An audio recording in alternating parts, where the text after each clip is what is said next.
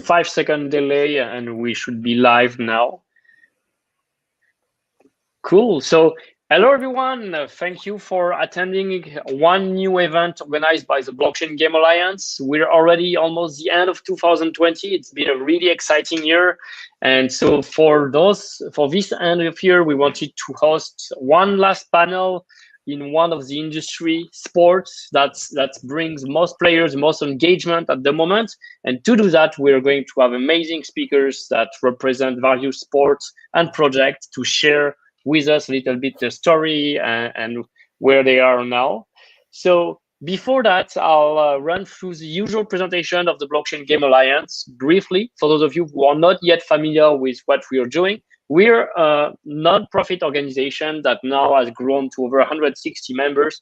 Our goal is to spread awareness about blockchain technologies, how they can encourage adoption and create new ways for players, for developers, for communities to engage around game, to play, to monetize them using NFTs, decentralized gaming, DAOs, and tokens, obviously, and other approaches. We're a strong advocate for diversity and more inclusivity of women in the industry. We've shown that through the year by involving as many diverse speakers as possible. And we are an open forum for individuals and companies to share knowledge, to collaborate, to network, to do business together, to establish new standard and working group, and get more users, get more exposure, essentially. So the core activities essentially rely around networking, research and reporting, representing blockchain game companies, and advocating for the use of blockchain within the game industry.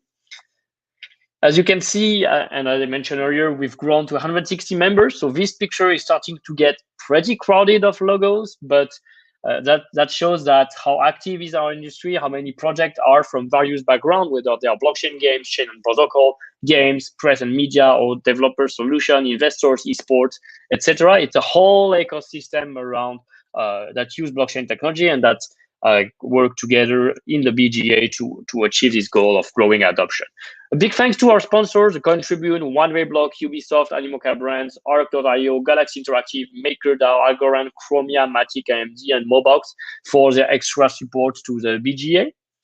And a really brief overview of all the various activity we had this year. We had interview with industry leader and video game executive. We had workshop on various thematics, including DeFi, the legal aspect of blockchain and NFTs, decentralized gaming, DAOs. We continue to have more. Every month we run our new members presentation for December, and that will be our last event for the year. Will be next Wednesday, the 23rd.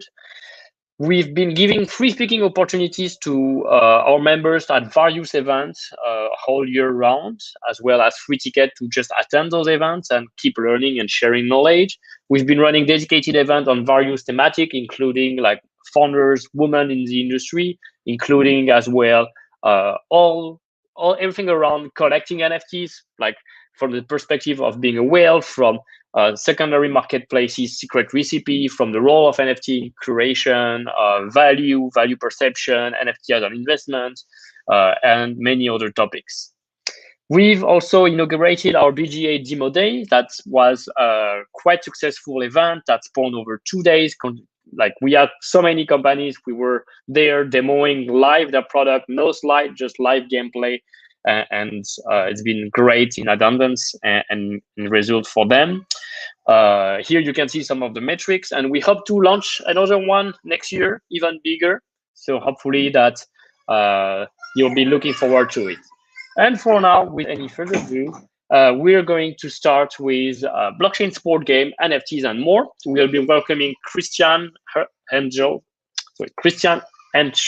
from TradeStars, Andy Gore from Soccer Manager, Bga Demo from Blockley Games, Sean Dudley from F1 Delta Time, and Mark from the Sorare community.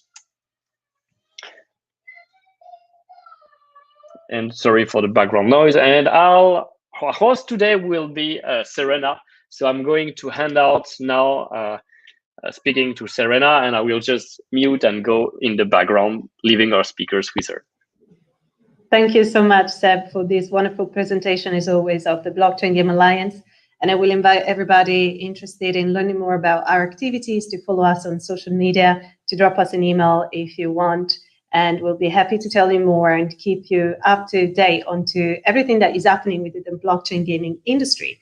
But without further ado, today I would love for our speakers to talk to us about the games that they're going to be presenting today, and to focus on like 3 key elements. So how to get started in the game, the latest features or release, and how they believe blockchain games has been disrupting the wider sport games industry.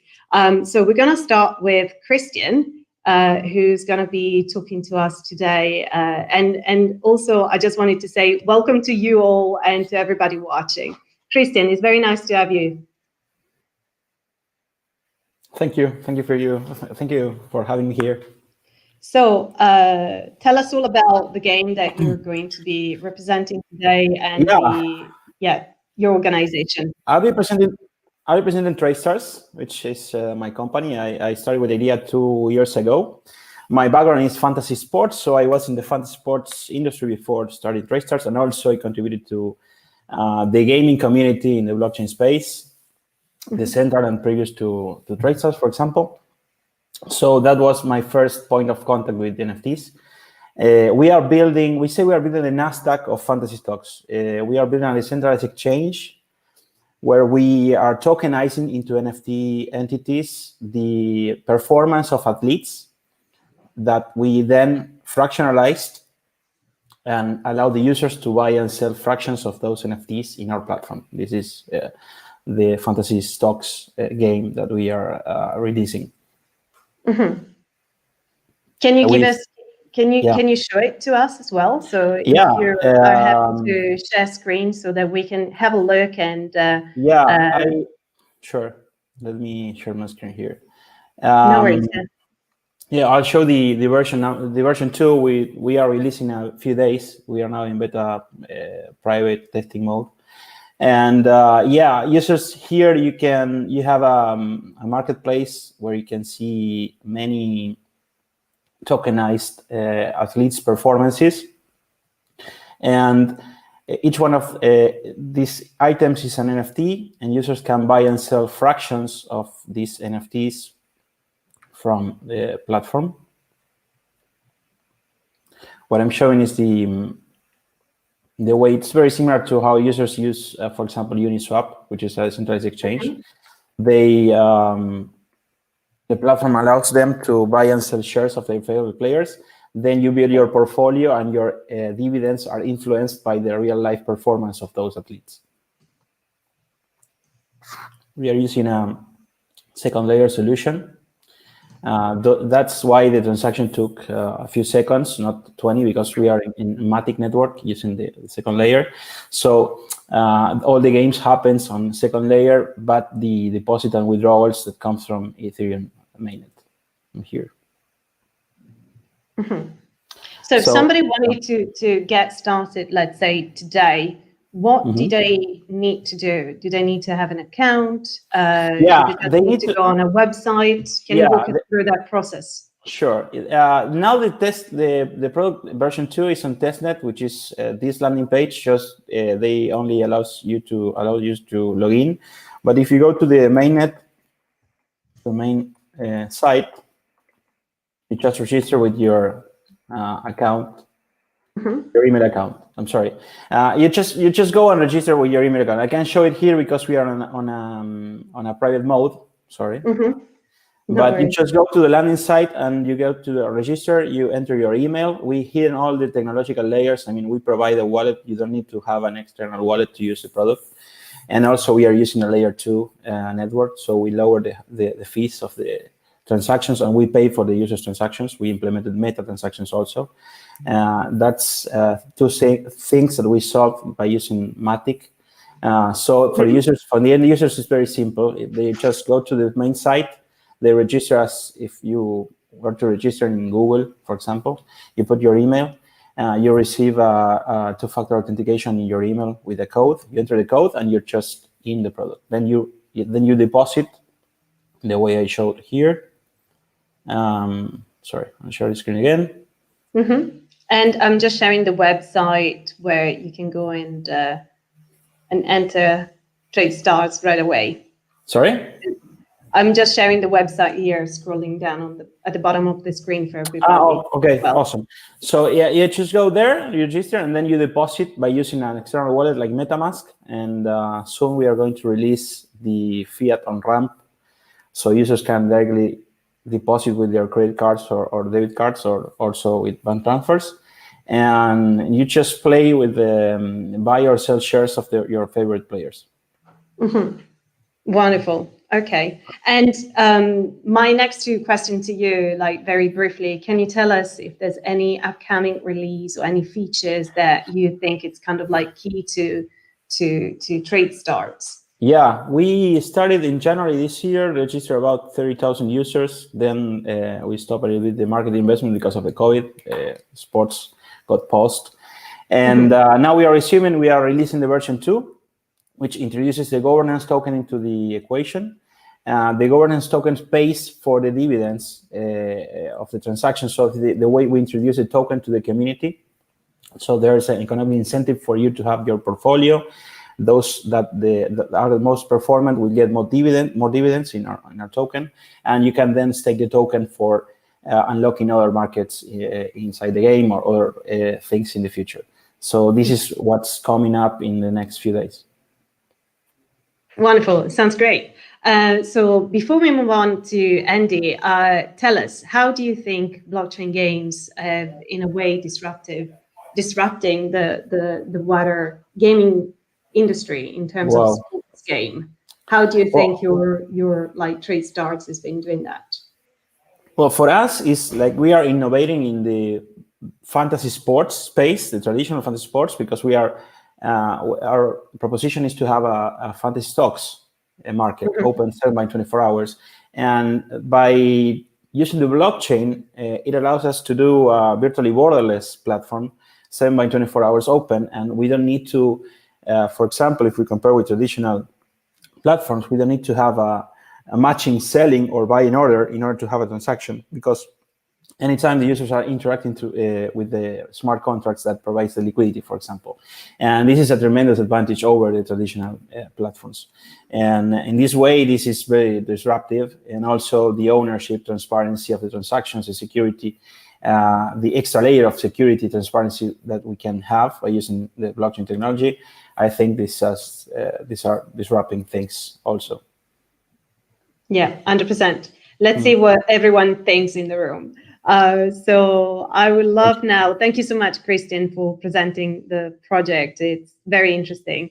And if anybody has questions, please feel free to reach out to the BGA or Christian, and we'll be very happy to tell you more about the project.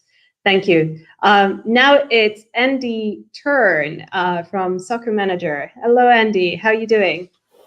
Hi, very well, thank you. How about yourself? Good, good. Yes. So tell us all about Soccer Manager. What is it, sure. and how do we get started playing? Yeah, sure. So the game that I'm going to present today is called Soccer Manager Elite. So it's a remake on the blockchain of one of our original games. So Soccer Manager has been going for over 16 years now. And over that period of time, we started off as a web-based game, multiplayer game. And now we've also making single-player mobile games in the app stores. And in over the last like 15, 16 years, we've had over 50 million people play our games. And the Soccer Manager Elite game is actually a remake of a game called Soccer Manager Worlds, which we made originally back in 2004, launched it in 2005. It's had millions of people play that game all around the world over the years. And even today, even though it's still as a web game and everything has a lot moved into mobiles, we've still got 100,000 people on that game actively playing it, very heavily engaged. Some people have been playing it for years, some even right from the very beginning. It's a multiplayer online game, and it's still going. So Soccer Manager Elite is taking that game, and we are rebuilding that onto the blockchain. And the main reason behind that is because it's a battle-proven game.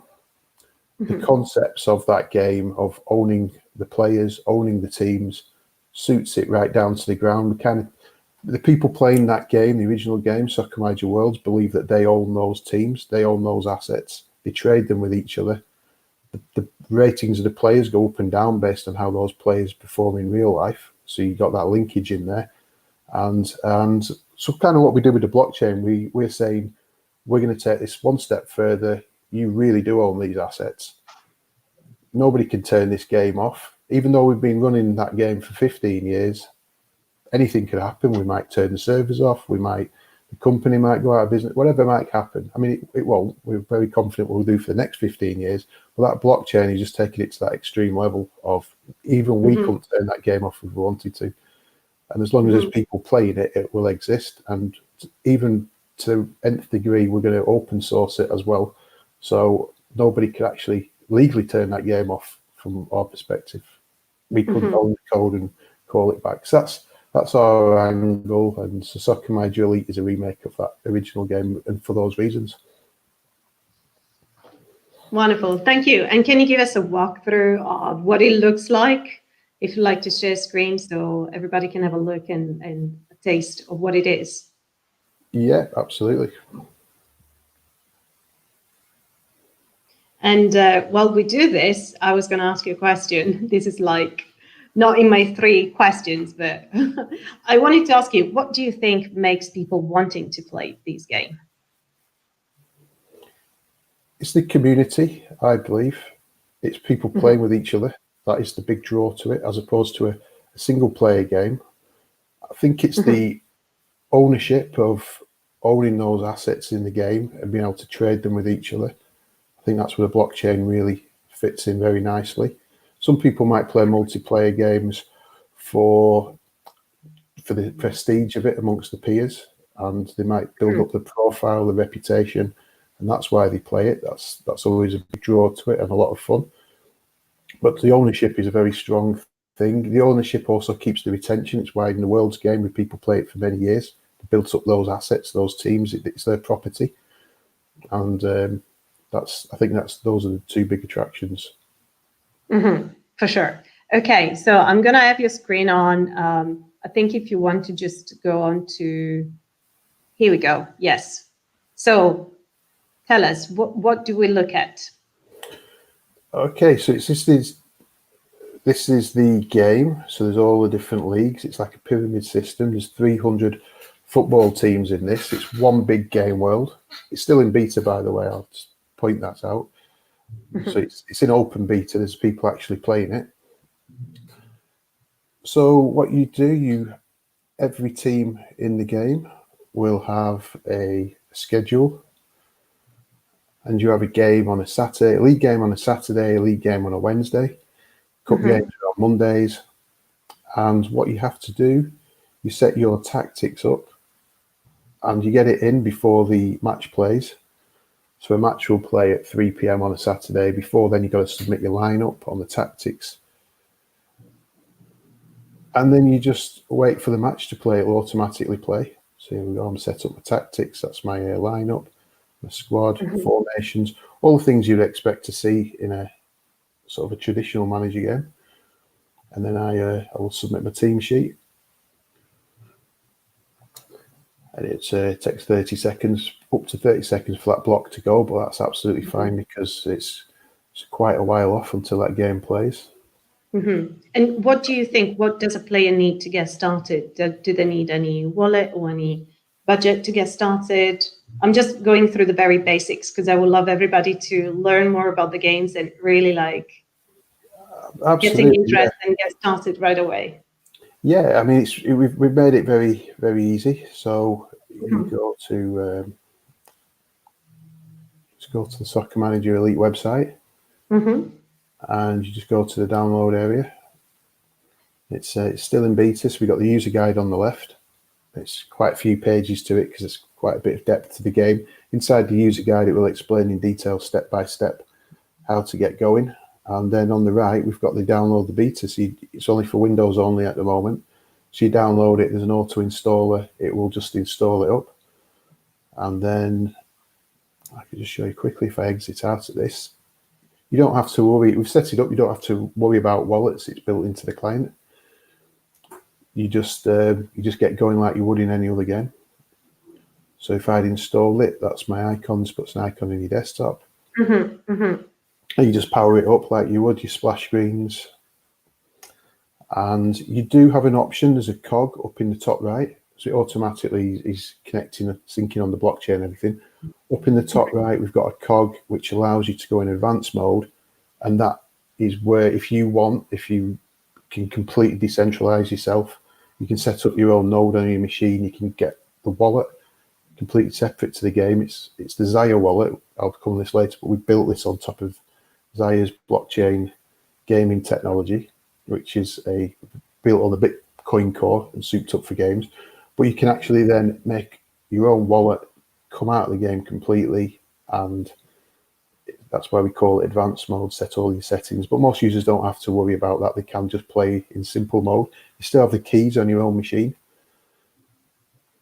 And we've made this sign-up process for now where you can go in, you put in your email address, you can claim some free chi, which is like the equivalent of the fuel on the Zaya platform. And we also give you some free Soccer Manager coins. I've got multiple usernames. This is the one that I've got a team in, so you can have assets in different ones, the data pack. So you can completely customize the game up here as well, put in the player names, club names, whatever you want to see. It's all user generated. Goes along with the open source kind of angle. We're just going to let this be the community's game. Once we've finished developing it and we put it out there, the open source code, they can customize the game as they see fit. Well, on the client, we'll customize the games. And then, yeah, it's as simple as that. You just go in. Most users wouldn't have a club when they first go in, so they see the profile area. So there it tells them their accounts. I'm getting paid dividends for my ownership in the shares of the players and clubs. Every player and club has shares in them that people can buy, sell, trade. That's my career. Seems very intuitive, very easy, and everybody can get started right away. Download it, have it on your desktop, and have fun.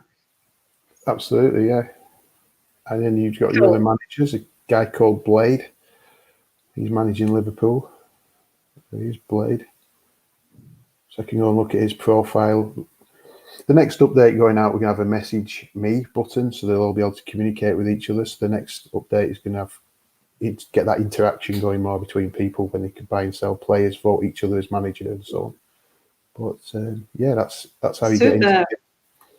We'll watch out for that feature. It sounds really exciting. And can I ask you, before we move on, how do you think, these game, Soccer Manager Elite has been disrupting the industry or has brought into the sport games industry? I think the disruption will be that angle of truly owning the assets within the game. I think that is the disruption. That's probably similar for a lot of the games. So I think that's where it adds a lot of interest. And so we've had the original game Soccer Manager Worlds that we've run for so long, and we've saw that ownership in there. And if we remove assets or we close down a game world, those people feel that they've lost property. Whereas this is the disruption, is that nobody can take this game offline, not even us, if we wanted to. As long as there's two people playing it, it will continue forever. Well, it sounds like it's in the power of people. So, and it's wonderful to see, people having fun and enjoying playing. So thank you so much, Andy, for this presentation. And thank you, everybody, for watching this. And again, if you have any comments, feedback, or if you'd like to learn more, feel free to reach out to Andy or the BGA. Thank you so much. We'll now pass on the word to Sean and listen all about F1 Delta. So hello, how is it going? Pretty good. How are you, Serena? You good? Yes, all great. Thank you. Good. So it's very good to have you here. And yes, tell us about F1 Delta. Sure. So basically, F1 Delta Time is the first. It's F1 Formula One, officially licensed Formula One title, and it's our first title that's part of a larger ecosystem, which we call the Rev Motorsport ecosystem. Rev Motorsport is essentially an ERC20 token. That's what Rev is. And what Rev does is that it connects multiple licensed IP motorsport titles together. So the first one of those titles is F1 Delta Time. And then early next year, we begin rolling out MotoGP. And then in the future of 2020, there is also Formula E as well. So these are the first kind of 3 titles that are coming into Rev's ecosystem. But obviously, this is the beginning of something that is a much larger kind of connected motorsport system ultimately. So Rev works in connecting F1 because it becomes a through line for a value proposition, right? So what that means is that the pure utility of entering and playing F1 Delta Time is done through Rev, and that becomes your ultimate rewards in playing and investing in F1 Delta Time as well. So F1 Delta Time as a product itself it's all very, very web based right now. And there are a couple of modes within it. So it's very, very much leveraging NFTs, of course. We're built on Ethereum. So these are kind of, what anyone would be familiar with if they've been browsing things like OpenSea and stuff. We have those tokens. We use a 1155 contract for ours. They're all NFTs. And we have live right now, we have kind of 2 core game modes that are stat-based games, and I'll kind of jump into those in a sec to give you a bit of an idea of what they look like.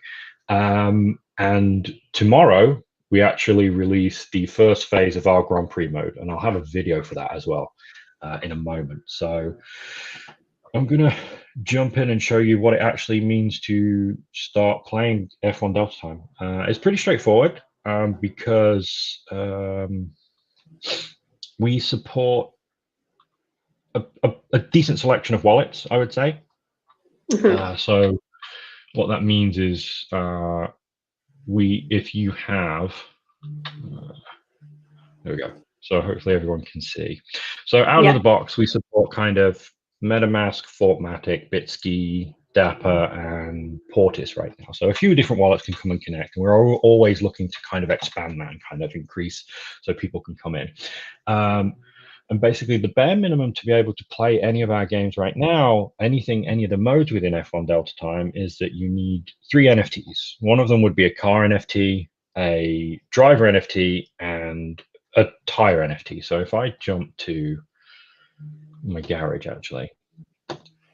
Only one tire, Sean? Sorry, I know it's a only one tire. So basically a tire NFT is representative of a set of tires, which is a good thing. It is. So you only need the one. So you need one of these guys. Obviously, these are the kind of original designs that are in kind of the lower tiers of content. There are official drivers, of course. As you can see, there are official cars too. So we've got like the 2019 Ferrari, we've got the 2019 Renault. And the other item that you would need if you have a car and you have a driver is a tire. So I'll show you exactly what that is. It's one of these. So one of these this is all 4 of yours in a single NFT, and you're good. So as you see, like they're different types. There's a medium tire, hard tire, intermediate. So the weather changes, like actual Formula 1. The weather is a big factor, right? So if you do not have the right tires, you're going to kind of underperform. So where is this underperformance, I guess? So what are these game modes that people are actually kind of coming in and playing? So today we have 2 game modes that are currently live. One is our standard time trial, and then our other one is the elite time trial. So the standard time trial has a reward pool of Rev, which today, right now, currently stands at 10,000. So this is a funded reward pool where essentially the more people are playing, the more that the pool is growing. So the way that this event works is that it's a weekly event, lasts for 7 days. Every day, every 24 hours, a new track lines up, different type of weather scenario, and you are going to compete. So obviously, as you just saw, we've got a Ferrari from 2019 and a Renault from 2019, and we've got these kind of original designs as well that are kind of in our lower tiers of content. So they don't have to go head to head and compete against each other because the statistics of those can kind of vary quite a lot. So to kind of accommodate that, we have what are called our tiers. So anybody playing in tier A, they're the ones who are probably racing with what we can call our legendary content, right? Whereas everybody who's kind of entry level, where they maybe only have a tire, a driver, and a set of tires, they might be coming into tier D. So I mean, they do very much have different lap times because they're slower, right? But they compete for a different type of pool. They compete for a different type of reward. So this is our standard time trial, but we started on Monday our latest elite event. So elite events are a little bit different in that the pool for rewards is bigger. Functionally, gameplay wise, it's the same thing, where essentially you need to put together from your cars and your parts and your driver gear a combination that is suitable for the track itself. So that means that if it's something like so here we are. So we're in Shanghai. So Shanghai, it's looking for all rounders. So there's hairpins, immense stretch. So if it's saying that you're going to need some speed, but you want to be balanced overall, so you don't want to be aggressively speed and kind of forget about your grip and stuff like that. So your composition, your car driver, and all the parts would want to be suited for this type of track, and it changes track by track by track. So the elite time trial is different, like I mentioned. So the reward pool is bigger. So this 2-week event has a 300,000 rev reward pool. So that's about $8,000 right now. And we have just finished our pre-sale for 2020 content. So we're giving away within this to win, to participate and to play for a number of keys for 2020 content as well. So just a quick kind of touch on what that means is that each one of these keys is kind of grants you access to 5 2020 season NFTs. So this first place winner who's going to win in tier A, they're going to get a legendary key that guarantees them at least a legendary item, not necessarily a legendary car, but a legendary item, and then 4 other NFTs on top of that as well. Wow, so that's pretty exciting. It's cool stuff, and we see real good participation with this stuff. So I'll kind of go down a little bit for that. But what we're trying to do, and what we'll continue to do with F1, and Elite is a special mode for this, is that we tap into DeFi-like features to make this far more interesting. So firstly, unlike the traditional time trial, you do not have to pay to enter the race. Instead, you have to put up a stake of rev. So the minimum stake of rev would be for tier D. So if we go to tier D again, you need to stake 2,500 rev. And that allows you to race as much as you like. So over the 4 time trials, elite events that we've run so far, we've seen 250,000 laps that have been completed. So people come and play this aggressively. They put their stake in and they do many, many, many, many laps because the prizes are worthwhile to kind of come in and try and kind of get. Also, over these 4 kind of periods, these 4 elite events, we've seen a total of, I think it's around 50 million rev staked overall as well. So there's a demand for people to come in and stake an amount so they can aggressively play and try and win these prizes. So let's have a look. So tier D again, this is the entry level. So right now we've got, what's that? So we've got 50, nearly 60 people participating in tier D right now. So they're coming in every day. They're trying to do their laps. They want to ideally get in this top 3 so they can get keys. If not that, top 10 so they can get a yield reward, which I'll just go back to in a sec. And then top 20 so they get some of the rev prize and stuff like that. But some interesting things we've seen, I'll kind of go to this in a little bit because I think it's is kind of like a bit of a wrap up on kind of like the direction, I think, or kind of some of the stuff that we're seeing F1 Delta Time and Rev overall could change. I'll go back to that in a sec. Because I want to go through this yield kind of aspect, right? So like I said, we're tapping into DeFi elements because there are ways that DeFi could make things interesting. So what this means is that you stake to play, and if you come first, in 2 weeks, you will get 1.5% yield on your overall stake. So the way that the event works is that you can increase your stake for 3 days each week. So from Monday to Wednesday on both weeks, you can up your yield. So the purpose and the reason behind that is that if you've done a real good first week, because we take a combined scoring, so from the 2 weeks to basically pay out the final results, and week 2 starts and you think, okay, I'm in a pretty good position, I'm going to up my stake. because I think I might be able to get in top 10, then that means that you could earn and take away a much larger yield in kind of ultimate kind of amount. Percentage will stay the same, but if you up your staked rev, then you'll walk away with more prizes.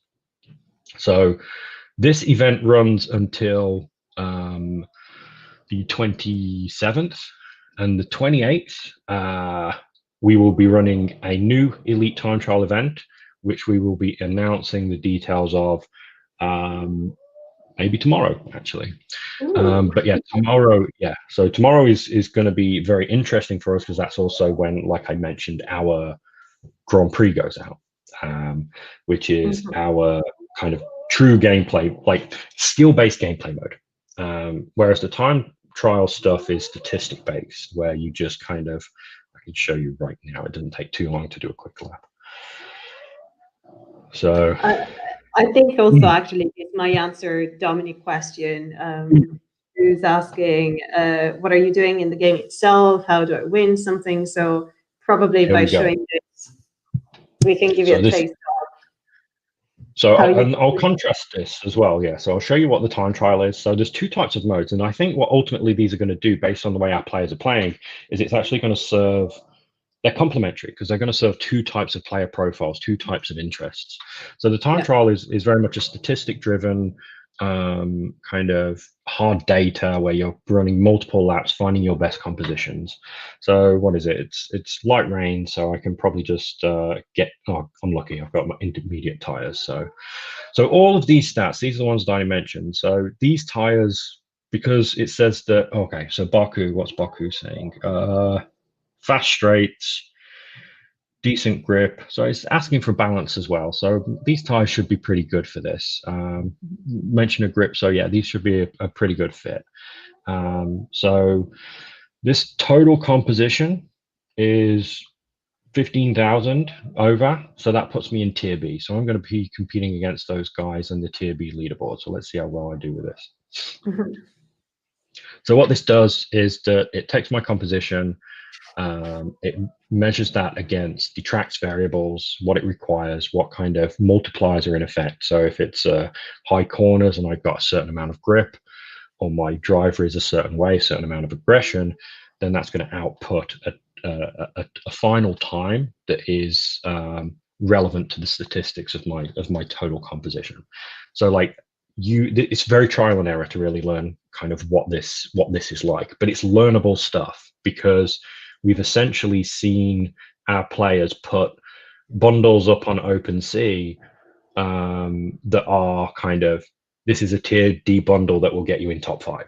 So people have understood how the systems work, and they're able to sell and present bundles consistently. And we see people kind of coming to the surface each time. And we've seen each other, like our community, educating each other as well. So that not bad. That brought me 7th. If I can stay there, then I'm going to walk away with decent prizes with this, our official account, which I probably won't do. But yeah, so there we go. So this is me in tier B. So in the top 15, 149. So I'm not that far off the pace. Well, I mean, like in F1 terms, that's still a considerable amount of time that I could try and make up. So I would just basically go to my garage, tweak my composition, and try again. Yes. We have Antonio asking, do you actually race the cars? So this is what I'm going to tease right now. So officially, we're going to put this trailer out tomorrow, but I have it now. So I'm not sure how well this will play, because it's obviously going to be streamed, so you can kind of give an idea. So this is a special trailer for 2 reasons. So number 1, it's not been seen yet, and number 2, it actually has first gameplay of both Spa-Francorchamps and Silverstone as well. Cool.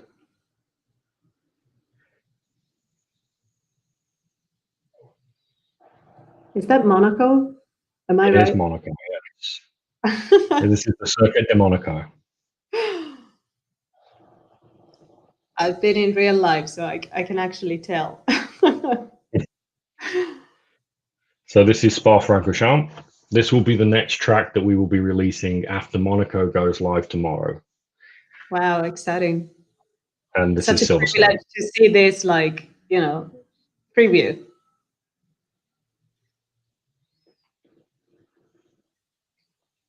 So then this is how it works for Antonio. So this would be kind of the phase one, essentially. It is. Yeah. So the way that we look at it is that phase one is will ultimately end up being the qualifying phase of gameplay. Phase two, which will come early 2020, is when we do 20-player multiplayer. That latches on and uses and utilizes like your performance within the qualifying game to then do these full kind of 20 driver, 20 car kind of races ultimately on those very same tracks. So yeah, that's what's interesting, is that not every player who's currently playing time trial is necessarily going to want to be able to adapt and play the full action game, because it's a very different play experience. I think that's kind of interesting on its own.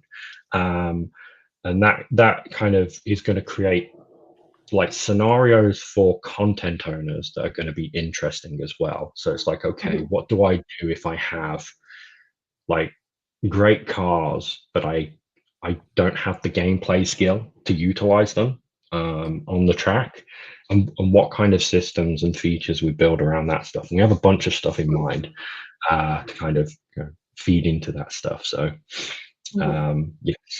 So as I said, you just need car, driver, tires to participate. Right now, these features are all for 2019 content. Our 2020 sale already went and gone. We sold out in like 5 hours. But basically what you see here, all of these keys are ones that we are going to be giving away to 2019 race participants over the next kind of few months. So there's a bunch of stuff up for grabs for when 2020 kicks off as well. So that's kind of F1 Delta time in a bit of a nutshell. Thank you. And before you go, I want to ask you if you can condense in one sentence, how do you think blockchain games have contributed to the development of the sport games industry? So I think something that we've seen specifically is kind of, and I think this is going to grow in a very, very interesting way, is it's bridging or kind of filling an esport gap, right? So esports right now are ultimately very, very difficult to break into. It's almost like actual sports where it's kind of a single % of all these participants actually go on and end up being professionals, right? And a bunch of them have to train and work and play just as hard, but they don't get anywhere. And then in addition to that, the idea of running esports teams, they're very expensive things and not necessarily reached a point right now where they're guaranteed to be profitable. So it's definitely a massively exploding kind of industry, but it's very niche, right? And it's kind of very difficult to break into. But what we've seen and what we've been building ourselves is, this true play to earn concept. So people are coming in, anybody can come in as long as they have those parts, and they can actually start playing, competing in tournaments and winning prize money, like actual prize money that they can go and take away. And it's not kind of a case of it being, okay, you're going to walk away with, not yet at least, like $1 million worth of prize money, but they're going to walk away, if they do pretty well, maybe a couple of $100 up after playing for a week or something like that. And that isn't the guy who spends 12 hours at least every single day competing in the Fortnite tournament. That's someone who spends a couple of hours in their spare time outside of their work as a recreational kind of thing to kind of participate in esports. And that itself could be an incredibly exciting way to grow this kind of esport arena. And that ties directly into this play to earn kind of concept where, you can come in, you can engage, and you can walk away with kind of ultimately earnings and stuff. Interesting. Yes, thank you for giving us such detailed scenario, how people have been playing and how this is sort of shifting the behaviors that we've witnessed in sports game. Well, Sean, thank you so much. It's been a pleasure listening to you. And now we are going to have Mark, who is in a very festive mood. I love the lights on your background, Mark, who's going to be telling us all about Sorare. So it's a pleasure to have you in the room, Mark. How are you? Greetings, everyone. Yes, no, really good. Nice to be back, Serena. Thanks for having us back on. And yeah, great to hear the presentations from guys so far. Andy, I wish I had a Windows machine because I'd be hopefully participating in your beta. So can't wait for that to become more widely available. Yeah, so if you don't know me, that's I play Sorare almost on a full-time basis now. The game started back in February 2019 and has gone from strength to strength. And yeah, I'll just show you a little bit from a user's perspective, the things that I enjoy, some of the more recent news, and I think what's a little bit more about what could potentially be around the corner.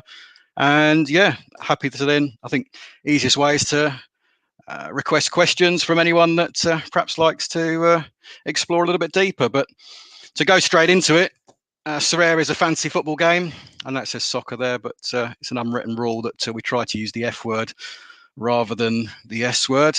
And simply put, you collect your limited edition digital cards, you manage a team, and if your team does well, and again, the players will take points from what they do in real life on the pitch, then the higher you finish up your leaderboard, the more prizes you can earn. In the last few months, there's been some really big additions to the actual platform in terms of teams that have been signed. So these are all licensed agreements with the clubs themselves. Amongst the top ones, I think people will say that Juventus, PSG, Atletico, Bayern are certainly some of the bigger hitting names. But I'll show you shortly there. We've got over 100 clubs now under license. And the longer term plan for Sorare is that they want to have teams from all of the top 20 leagues around the world under license. So if you work on the assumption that most leagues have 15, 18 teams, then we could be looking at a game in 12 months, 18 months from now that has between 300 and 400 teams under license that you can buy collectibles from if you're a fan. And then if you want to play the game, you can compete with these collectibles in game. As you can see here, there are three basic scarcities of card. These are all blockchain cards. These are all ERC 721s that you can acquire either from the auction house, where you buy cards that Sorare put onto auction house every day, or you can buy from other managers if they're already in circulation, or you can win as prizes. There is one scarcity before this, which I'll go on to show you, which is to help people starting very first time. There's a free-to-play model that allows people to start with cards that aren't officially blockchain cards, but allows you to get a feel for the game, play in a certain tournament, and then if you like the game, you can go on to play the paid version. Trade with other managers, and I think your penultimate or your final question to all the guests so far has been, what's changing and how's the blockchain world shaken up the market? I think the ability, when you look at trading, the fact that if you're trading physical football cards in the past, you're relying on things like eBay, physical post to get these cards from A to B. And, I think there is some correlation between digital cards and physical cards. We don't need to get into that debate today. But I think here, the beauty of these cards is you can buy something on the market and you could effectively be trading that with someone in a completely different part of the world, securely. And you can trade it for ETH, you can trade it for other cards. And the fact is you've pretty much got an unlimited marketplace. Someone mentioned OpenSea earlier as well. The beauty of some of these cards as well as NFTs, you can bring them onto places like OpenSea. And quite conceivably, I could be trading a Paulo Dybala card here for a set of tyres for my F1 Delta game, for example. So there's a lot of things that you can be doing, not just trading within the game. You can trade externally for other NFTs that you like if you find a buyer that has, the opposite motivations to you. With the cards, there are many different fantasy games in circulation at the moment. Sorare, I think one of the beauties is they keep things very, very simple. It's a five-a-side game. You pick one goalkeeper, you pick a defender, a midfielder, attacker, and you can pick one extra outfield player. And it's the score of those five players versus the score of others. The real life performance, the statistics come from Opta. There's about 60 different metrics now of what players can do on the field that get added up together, and you get a score out of 100. So it's easy to calculate. You can follow in game. You can see how things like assists, red cards, goals influence the points in real time. And again, I'll go into this in more detail when we're logged on. This is the weekly prizes, which everyone's there. So if anyone is new to Sorare and wants to start for the very first time, you can simply go to the bottom of the homepage, claim now, and you'll be able to get your first 10 cards. And Mark, do you need anything to do that? Do you need any preset wallet or something, or how does it work? Initially, you can get started out of wallet because these cards are free, but there is support now for Portis wallets. MetaMask is very popular. You can transfer direct from Coinbase. There's Ramp on fund using Ramp as well. So there are various different ways. The interface has really changed in the last few months, because initially 2019, all the people that were playing this game were pretty much interested in crypto or had a background in crypto. And in 2020, the numbers have really changed, whereby we've attracted a lot of managers that perhaps didn't know so much about crypto and are more familiar with using fiat currency on a day-to-day basis. So valuation of players, when you can look at player cards, you can actually toggle it so that you can see everything in your preferred currency as well. So I know that the guys are trying to really make this a game which appeals to the masses in a currency that people are the most familiar with that blockchain element just sitting a little bit in the background. So, and again, I imagine as time goes by, this game will be dominated by people who are already very au fait with fantasy sports games, playing regularly, whether it be domestically or with social leagues with friends, and they'll look at this as a way that they can actually put their knowledge to work and hopefully profit from that as well. So when you log in for the very first time, you get the opportunity of having a draft, and this is the draft. Let me just get. This is a draft which allows you to basically pick 10 players to start your collection. And with this collection, you can enter what's called a rookie tournament. So you compose a team of 5 aside, draft 10 players, you get given a budget. You can either pre-select your own team, auto-select, or you can build your own team. To keep it simple, I'll just look to auto-select. Sorry, I'm not able to use the draft because I've been using the game for longer than 8 weeks. But here, just to show you at a glance, you can choose 2 goalkeepers, 2 defenders, 2 midfielders, 2 forwards, and then 2 of any other position. All these cards, again, come with the license badges, player shirts, and we found that many fans of the teams themselves just go crazy. We had Fenerbahce sign up last week, and there are over 1,000 new entrants to the rookie division off the back of Fenerbahce starting in the game. But again, the draft goes from most expensive card down to the lowest card, so you can't just go and bag yourself a load of superstars. You have to work within the confines of the budget that you've got. But there should be enough choice for everybody there to pick 1 or 2 superstars of people they like, and then they can fill that out with other players that can make up the numbers. Right, on the top bar, you've got 4 simple navigation, the transfer market, the play tab, and I'll jump straight to the play tab because this is in essence where the fun happens. So if you imagine now you've got your cards, whether you've got 10 cards on your gallery, whether you've gone and bought 50 cards, 100 cards, no matter the size of your gallery, you can go to the gaming arena and you can see what tournaments are available to enter. There are tournaments at the moment twice a week. The game loops tend to be from Tuesday to Friday to encompass all of the midweek games. So recently we've had a lot of Champions League and Europa League games. So you'll get all the games that are covered on Tuesday nights, Wednesday nights and Thursday nights. And then on Friday, you'll get the results.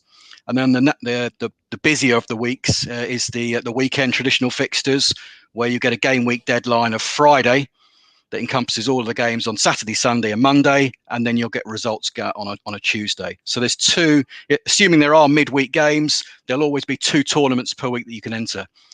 So right now, because we're right in the middle of a midweek, and I'll show you how that looks in a moment, we're now actually looking at the weekend fixtures from the 18th of December to the 22nd.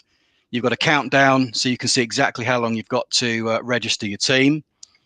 And if you flick over to the matches section, you can see exactly how many games are being played, in which countries, involving cards that are in the system. So we've got Premier League cards in the system, Portuguese Premier League cards, the last round of the J League in Japan, Scottish Premiership, Football Championship, League One in France, Serie A, Italy, La Liga in Spain, the list goes on, Germany, Belgium, Turkey, Holland. So there's everywhere. In circulation this week, it's going to be a lot of cards. Yeah, it's going to be a lot of cards, and as I say, we're still not at the magical 20 leagues, but the speed in which they're onboarding new teams, I think within 12 to 18 months, hopefully they'll be the lion's share of all teams around the world, no matter who you support. So when you're in the tournament screen again, there are different regions. You've got a global region, so it doesn't matter where your cards are from, you'll always be able to use your cards in the global region. And that's divided into two sections. You've got specialist under 23 leagues, and then global all-star, which is probably the most popular. Once you've graduated from being a rookie manager, you'd move up to the all-star, and you can set your teams. There's a unique league now, which is a winner-takes-all ETH prize, 3 ETH prize twice a week, where some of the biggest managers will compete with their most prized assets, but there's no prizes for second place or below. And then the regions I was talking about, Champion Europe covers the big 5 major leagues: England, France, Germany, Italy, Spain. Challenger Europe covers the leagues which are considered below these, the likes of Portugal, Russia, Belgium, and so on. There's an Asian League which covers Korea and Japan. I think hopefully China will be onboarded at some point. Here we've got a gap this week because the MLS season has just come to a close. But there is also an Americas League to cover Brazil, Argentina, Colombia, Mexico, and the United States. But if I take you into one of the tournament screens, and I'll go for Global All-Star Division 4. So Division 4 is the lowest tier, and then you would work up 3, 2, 1. And you get presented with your screen of how to, the 5 players, the 5 slots that you want to build your players in. All your players will start to show on the left-hand side. You can filter them. You can search for who you want. And then you can see at a glance if they've got a game. NG is no game. Or you can see, again, so I can choose a goalkeeper, Fabianski. That'll then suck me over to my defender page. I'll go Yamane from Kawasaki Frontale, make it a truly global team, put a Japanese guy in there. Scored 100 points today. Anyone that owns him is probably going to win a prize this week. Nice. Sorry, there's a little bit of a delay here. I'll hopefully it'll catch up. In midfield, there's a cult legend of the game, Hans van Aken. When we started the game again in February 2019, the first license that Sorare obtained was the Belgian Jupiler League. And this guy has been an absolute phenomenal card. And anyone that's watching that plays this game has probably seen or heard of this man. And he might not be the most glamorous player now that you've got the likes of Atletico and Juve and Bayern Munich in the game. But again, Hans van Aken is a very strong card.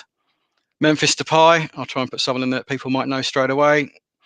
Former Man United, now leading the line at Lyon. And then again, you've got the chance to put in a 5th player from anywhere. We'll put Bruno Fernandes in, even though I can't stand the guy, but he does score very well. There's a pro mode here which allows you to see at a glance again their upcoming games, and it gives you their last 5 game week scores as well. You can select a captain, confirm, and that really is it. That team now is entered into a tournament and will compete against other All-Star Division 4 teams. There's normally just over 11 or 1,200 teams in the All-Star Division 4 every week at the moment. So that team's saved. You don't have to do anything else. All you've got to do is sit back and wait for the results. You can watch those results as they come in, or you can wait for your email on Tuesday morning that tells you to check your results, and then you can go and see if you've got a prize. Sorry, it's just taking a bit of a while to load up. But then if you imagine your collection being much larger, you can enter multiple tournaments at the same time. So you might have a couple of under 23 teams. You might have a specialist team for one of the European ladders. You might have a specialist Asia team as well. Each week they have a weekly challenge. This week it's you're allowed to use cards with a serial number of 15 or over. So again, there's different tournaments that play into the different types of collectibles that you own. And if you've got spare cards that you can't use in any tournament, you've got a training section. Training section will allow your players to build up XP experience, which then gives your players a bigger bonus in the game. But just to give you an indicator of what the prize pool offers. So we entered the Global All-Star Division 4. of which there's currently 431 teams registered, because I guess it's still we're Wednesday and we've got a couple of days to go. But the first prize will be a star rare card and half an ETH. Second prize, 1-star card, and so forth. I think as long as you get over 205 points, there's always going to be an ETH payout for you at some point. And most people on an average week should be exceeding the score here, 205, to at least pocket some ETH on a regular basis, which you can then use in the transfer market. If you take a look at some of the bigger prizes in the game each week, if you go to Global Division 1, you get a Star Super Rare card, which is the blue card, and 1 ETH. And I think from memory, there's about 25 ETH to be won on a regular basis, and probably between 100 and 200 cards on a given game week as well. So there are some significant prizes being paid out on a week-to-week basis. But that really is it in a nutshell. You've got your gallery, which allows you to at least start to think about how you're going to put your teams together for the week. And then you've got a transfer market. They're building some new in-game communications at the moment. So one way that you can negotiate well with different managers is if they've added their Discord name, and you can find them on Discord, and then you can look to strike a deal on a player that you're looking at, or someone might be interested in yours. You've got an activity feed which shows you exactly what has happened. So this afternoon, just sold Dario Benedetto. I've had a couple of offers. There's an in-game announcement, so I can show you the in-game announcements. So you've almost got an email inbox here of all the major news that's going on.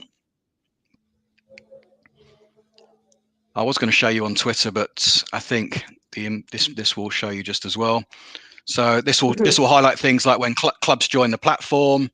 There's special power hours, special activity in the transfer markets. So we had Fenerbahce join last week. A power hour. There's competitions on Twitter where you can enter to win cards as well. And I think that's one of the things which really does make that stands the game, in my opinion, aside from many others, is that the community aspect really does allow this game to flourish in the fact that everyone shares that common passion for the sport itself, and the way that the team interact with the community. There are always little things, incremental improvements that the game can be making and go on to make. And even if you go back on this timeline for 3 or 4 months, you'll see some significant changes in the way that the game, the user interface, makes things more friendly for players to. This was probably the most famous NFT that's been sold within the game so far. I believe it went for 116 ETH a couple of weekends ago. Again, for anybody that knows Kylian Mbappe, he could go on to be, dare I say it, heir to Messi and Ronaldo. Still very young. If you look at a card like this and the utility potential that it has in the game, the person that bought this has now got the ability to use it in tournaments twice a week for arguably 12, 13, 15 years. And whilst 116 ETH might sound like quite a significant outlay, when you look at some of the prizes that can be won, then this could still end up to be a very shrewd investment. But that's an extreme. A lot of the unique cards will sell for between 3, 5 and ETH for entry level uniques, up to maybe we had Alphonso Davies for 27 ETH at the weekend, and Lukaku went for 20. Here's an announcement that shows how people that perhaps are less au fait with Ethereum or cryptocurrency can get involved and play the game very quickly. You can fund your wallet now with local currency using the ramp signing on process. So I've not done this myself, as fortunately, I went through a much tougher process 2 years ago about trying to get Ethereum into wallets just to play games like this. But I think, for new people now, you can plug and play and get involved very, very quickly. So I think that's pretty much what I wanted to cover in terms of. I just will finish then on some statistics, because you wanted to see growth within the game. And there's a fantastic third-party site called SorareData.com, which a lot of people use for research. And there's all sorts of things you can do on here.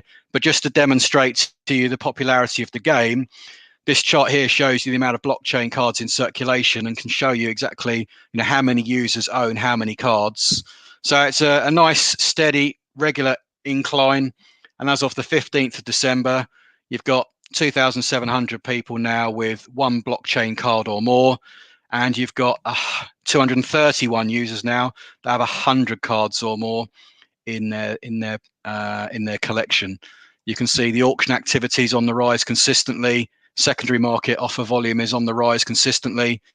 And again, the amount of lineups being put into each tournament is on the rise consistently. This is the Fenerbahce spike from last week. So, yeah, I think all the indicators for me are positive. I think there's a long way to go until the game has that 350 to 400 teams onboarded.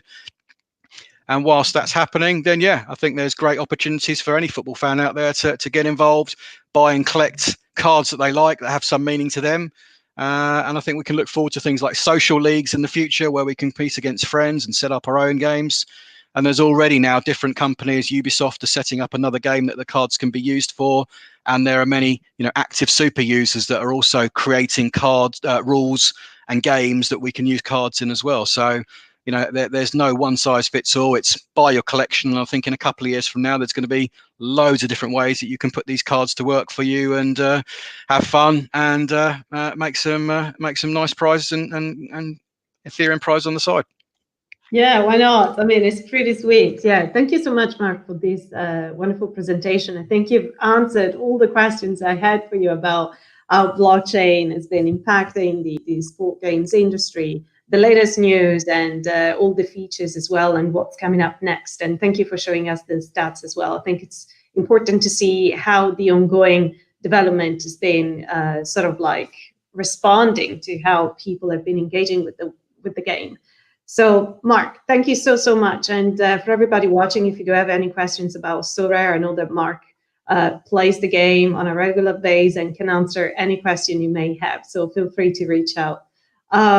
Now we move on. Last but not least, Young, I'm very happy to have you in this room today and to be discussing with you the games that you're going to be presenting to us. So hello, how are you doing? I'm doing well, Serena. Thank you for having me. And I'm a fan of everyone on the panel as well. I've been either checking out the games that you guys have and excited about where we are collectively taking the space. So I'm really excited about opportunities coming forward.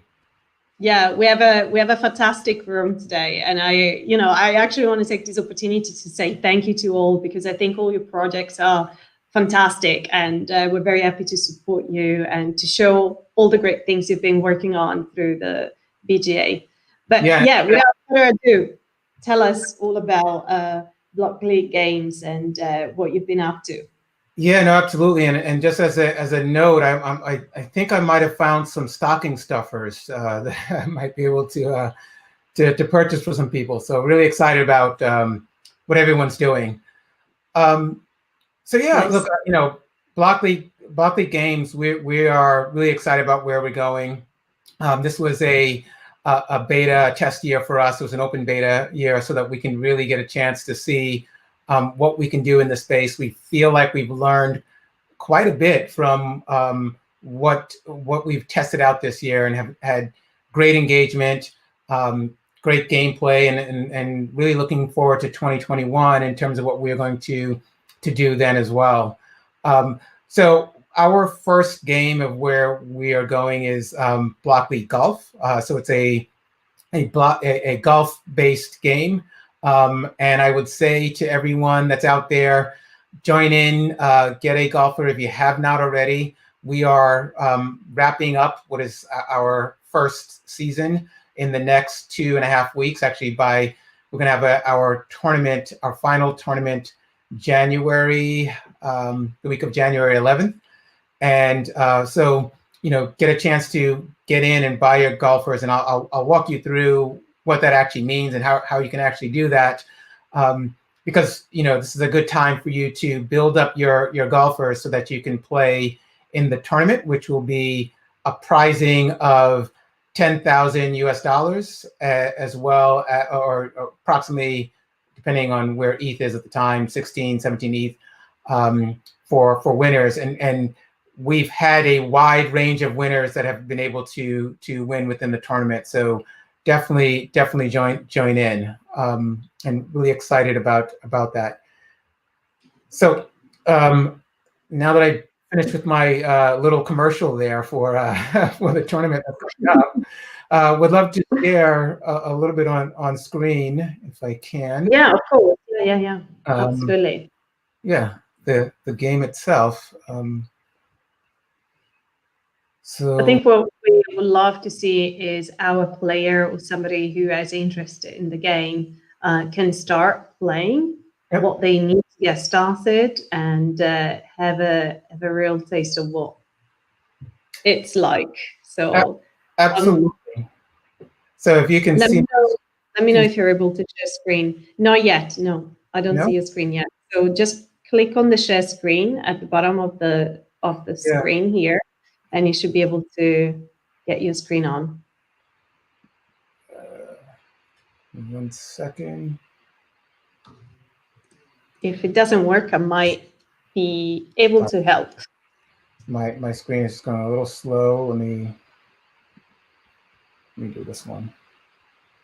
Oh, okay. I think I see your screen now. Here we go. Yes, there we are. Great. So this is just, we land on the home screen. Most of the work here, I'll kind of walk you through our marketplace of how we have it set up. We have a ranking of golfers that you'll see on their cards there, go from novice to legends.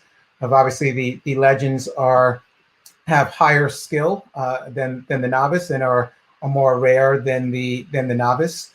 We unfortunately do not have any legends remaining. I believe they have been all purchased, but I'm sure that there are some on the secondary market that you can potentially buy as well. And then you'll take a look at your golfers, and I'll walk you through just in terms of the art in a moment. But you can take a look at the golfers that are available here, and you'll be able to see their skill. So if you look at this golfer here, her skill is she's a pro, and her current skill capability in power, accuracy, composure, and stamina. You can see that here where that is, and she's at 108 in terms of power. Her final capability of where she can reach is 497. So she is, I would say, a golfer that is, I'll call it sort of average, but very good to play with within the game. So it's both based on the golfer's capability as well as your skill set to be able to use that golfer to win medals and also the tournament. And then I can just give you a look at one that's an elite, and you can see that his potential is a lot higher. And so this is a stronger golfer to play with, which will be able to have greater power, accuracy, composure, and stamina, which will all play a part in how you play the game.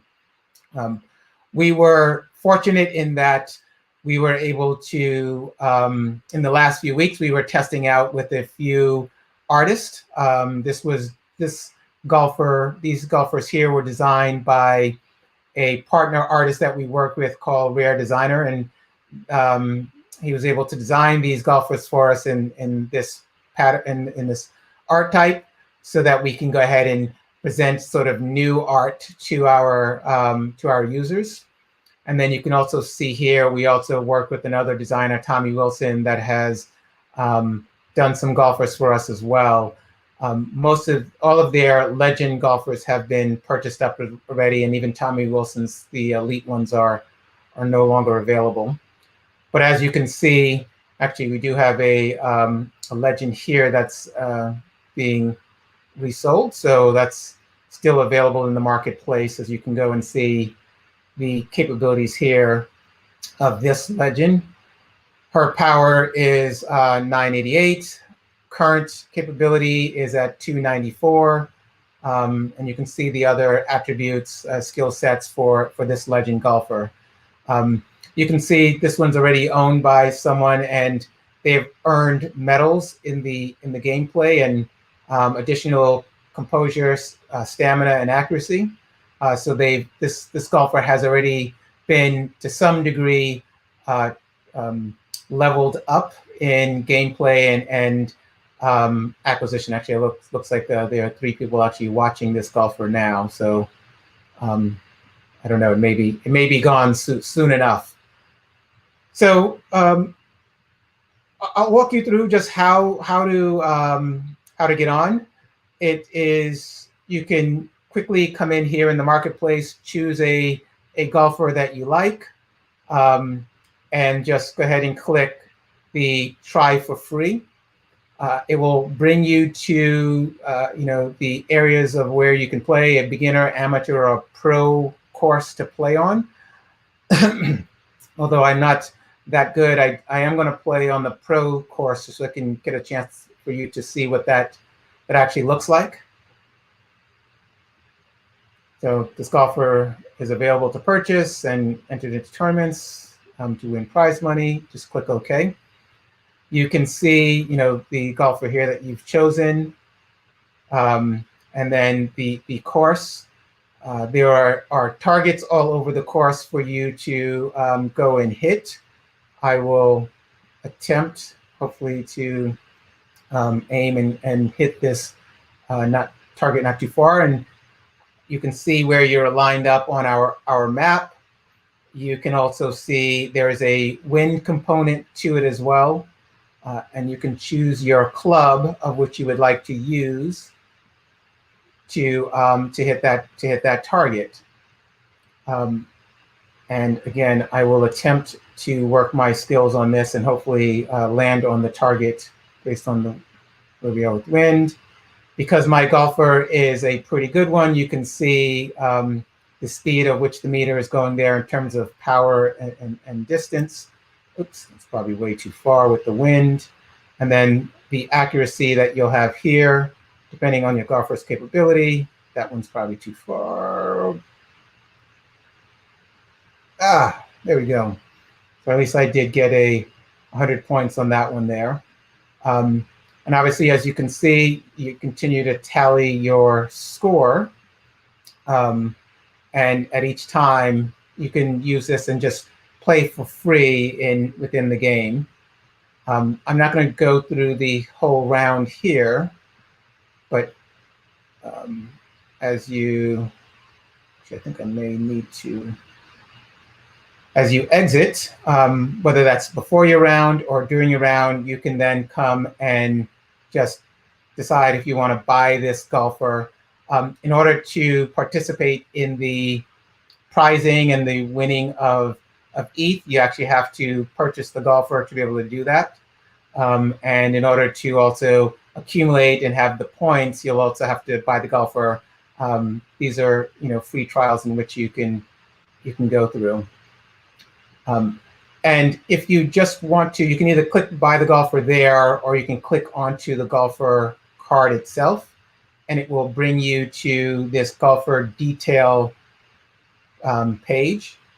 And you can purchase this golfer by clicking on the Ethereum. You can buy directly with Ethereum. You can buy with USD credit card, so you can pay there. We also have a payment processor, BitPay, that allows you to purchase with any other cryptocurrency, and well, I'll say most other cryptocurrency, from Bitcoin to Bitcoin Cash, Ethereum, obviously Ethereum we have here, and a few others that they have. So you can select your payment of choice. Click through the payment of choice. Let's see if I can. So in order to purchase this with Ethereum, you will have to, you must use a digital wallet such as MetaMask. We do, if you choose to use USD or a credit card, you can sign up using your email and password, and then we will help to custody a wallet for you and transfer that over to the user. So we try to make it as user-friendly as possible in terms of purchasing the golfer. So once again, there are two ways for you to go. You can try for free and just get onto the course right away and get a few practice swings and play around with the golfer that you choose. Or you can just click into the golfer, which will bring into your golfer detail, and you can purchase that golfer directly there. And so either one of these ways will bring you into directly playing the game as well. Once you have a golfer, if you click into the play games, you can see the range of skills and challenges that we have up and coming, and tournaments that we will have up and coming, all of which will either win you medals that will improve your golfer's capabilities as you continue to win those medals, or you'll actually be able to win actual prizes if you place on top of that leaderboard. And I probably should have taken you to one of the leaderboards. So I can head back here.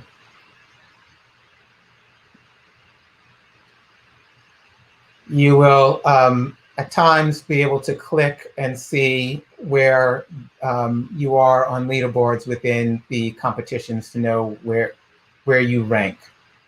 And so that will help you to keep track of how you're doing within the gameplay.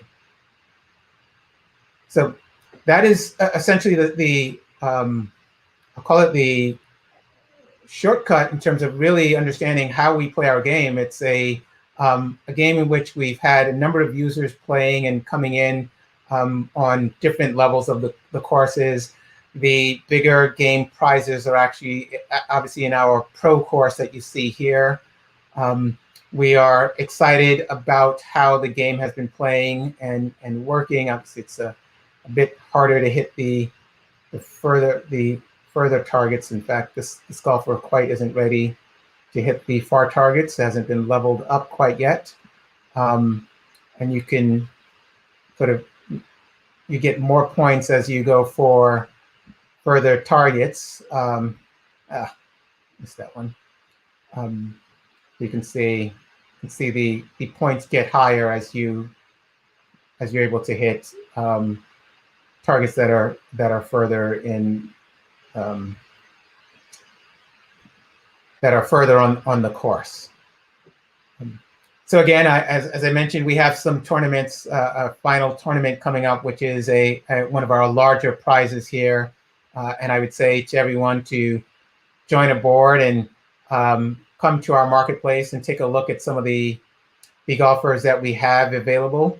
And you can see from Pro Elite to potentially legends that are out there if they're still available. And you can look to purchase them and see which one works best for you. And so I can talk through a little bit if you want, Serena, just in terms of what we're seeing in the game, what we're excited about, and how things are working. Right now, we're just like some of the others here. We're seeing continued increased engagement. We were in our beta, so we were only selling 2,000 golfers, and so that was the limit we were doing for this first year. As you saw within the marketplace, there are only 120 of them remaining, and so I would say to everyone by now, before they go out for the season. We are excited. We've seen most of our purchases happen within the last few months here as we've been within our tournament. So we've seen that steady rise and increase. We've seen continued engagement in terms of gameplay and everyone joining in and playing their rounds of golf. I think to date, if I remember correctly, we've had about 47,000 rounds over the last few months that have been played, and so we are continuing to see that number increase, and so that's exciting to see, and it's always good because it gives us a sense of signs of life and really places for us to go. And I would say, like Sean, we are really excited about the play to earn factor about this. Right now, obviously there's the appreciation in the ownership. You own your golfer, so that is yours to own. And we've seen the appreciation in value of people buying it off of our market and selling it after they've leveled it up some in the secondary market. So we've seen that resale value happen there. We've also, had a number of others play, and earn, obviously, in our tournaments. As you mentioned, we have a pretty high tournament value coming up in the next few weeks here, and so we see people playing and trying to level up their golfer to be ready to win within that tournament. So that's really exciting. And we've seen different behaviors. We've seen people who are, hey, I don't have the quick twitch capabilities in terms of the gameplay, and so they'll buy certain legends or athletes, and they will then try to level them up and just sell them to others, so that who are better gamers than they are. And so we're seeing that behavior happen quite a bit, and so that's exciting to see, because it's adding to the gaming ecosystem, which is completely different than sort of traditional games that are done now in terms of that understanding and that behavior. We see, which is very interesting and exciting for us, to see how many people are actually playing and engaging in the game, because we've seen over, I think it's 50% of golf owners have actually played in the game itself, and then a higher percentage of those that are actually transacted and sold within the marketplace. And the other exciting thing for us is that we've seen a pretty good balance. We have credit card purchasing and ETH, and in the beginning for us, it was heavily ETH, just because of the familiarity. But we've seen a great balance, about 50-50 ETH and credit card over the last few months, as we've been bringing in new audiences to play the game. Interesting. Yes, I love the fact that it's becoming more inclusive of different type of currencies, and also the fact that you don't have to be so skilled to play the game, but you can also have fun by changing the assets and being part of the game without maybe playing the actual game, and still being part of it. So it's quite exciting. So thank you. It's been great to have this presentation. There's one final question to you from Marcus, asking if you are going to have any plan to extend this platform to console. And I guess this is a good one for everyone. So we're excited about what's going to occur next year for us. A couple of things that are on the plan. We don't have a console plan, but we do have plans to develop the game for mobile in app. So that's on our roadmap to do. We're also looking to further build out the game itself. As I mentioned, this was a beta year for us, and so we've had some courses that we want to now build out so that it's more robust and more in depth. There's also a lot more we're going to be doing in terms of playing to earn. There's not only just being on top of the leaderboard, but there's going to be a whole ecosystem that we're going to be building out more robustly next year for those who just are joining in the game and grinding. And so there's going to be great opportunities that we're really excited about next year. And then one last thing for us is that we are, because we're excited about how this one is going, we are going to be working with, over at Warner Media Sports, Turner Sports, we'll be working with some of our other sports brands, partners, to extend where we're going in terms of the sports gameplay. Wonderful. Thank you so much for all these great updates and for answering all the questions within the presentation. I want to take this opportunity to thank you all for being with us today and telling us all about your project. So every single one of you, really thank you for being with us at the Bga. And thank you to our audience who's been very, very engaged with the content presented. And if you do have any questions, please feel free to reach out. And why not, also wishing you a happy holiday season as Christmas is approaching. And it will be nice to have a bit of a break from everything, but at the same time enjoying playing games, because why not? We will have a bit more time to do that as well. We have Seb coming back on screen as well. For the goodbye content. Thank you, every share present. I think the audio, there's some issues with your audio, Seb. The audio was fantastic, Seb. It Okay. sounded amazing. It was really good. Looking great as always. So every one of you, thank you so much for being with us. It's been great. We'll catch up again soon. Keep us posted about your projects, and thank you for watching. From the BGA. Thanks, Serena. Thank you very much. Thanks all for meeting, everyone. Good luck, guys. Bye, guys. Yeah, likewise. Yes, Good luck with your absolutely. respective projects. Happy holidays. Take care.